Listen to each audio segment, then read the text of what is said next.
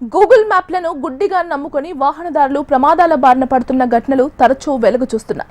వాహనదారులు గూగుల్ మ్యాప్ను నమ్ముకొని ఎటువైపు పోతున్నామో కూడా చూసుకోకుండా ప్రమాదాల పాలవుతున్నారు. తాజాగా ఓ లారీ డ్రైవర్ గూగుల్ మ్యాప్ను నమ్ముకొని ఏకంగా కృష్ణా నదిలోకి వెళ్లిపోయిన ఘటన వైరల్ గా మారింది.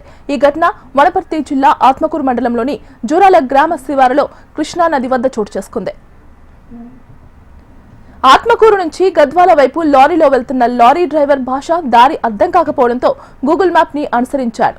ఓ చోట టర్న్ మిస్ కావడంతో గమనించుకోకుండా నిద్రమత్తులో గద్వాల మార్గం అనుకుని వనపర్తి జిల్లా జూరాల గ్రామ కృష్ణానది పుష్కర ఘాట్లోకి లారీతో సహా వెళ్లిపోయాడు. అదృష్టవశాత్తు ఎదురుగా నీళ్లు కనిపించడంతో చివరి క్షణంలో లారీని ఆపేయడంతో ప్రమాదం తప్పింది.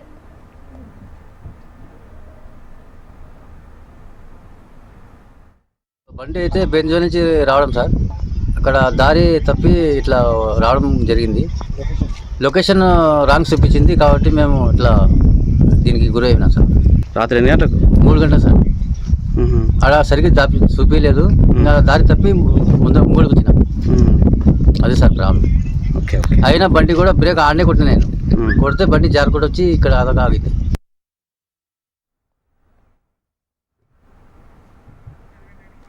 అప్పటికే పుష్కర్ ఘాట్ లో సగం వరకు లారీ వెళ్లిపోయింది. స్థానికులు జేసీబీ సహాయంతో లారీని తిరిగి రోడ్డుపైకి తీసుకువచ్చి సహాయం అందించడంతో భాష తిరిగి తన గమ్యం వైపు వెళ్లిపోయారు.